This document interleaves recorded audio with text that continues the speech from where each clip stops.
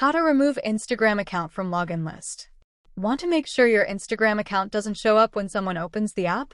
Whether you're using a shared device or simply want extra privacy, I'll show you exactly how to remove your Instagram account from the login list in just a few simple steps.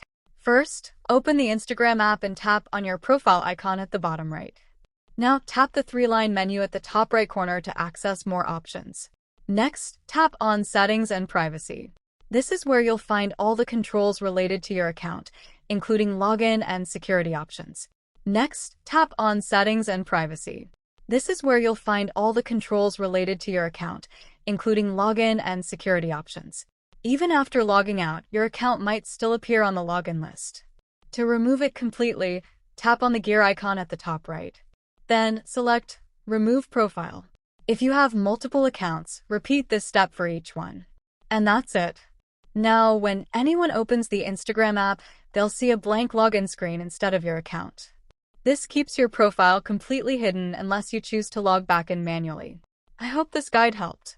If you found this useful, hit the like button and subscribe for more helpful Instagram tips. Got any questions? Drop them in the comments below, and I'll be happy to help. See you in the next one.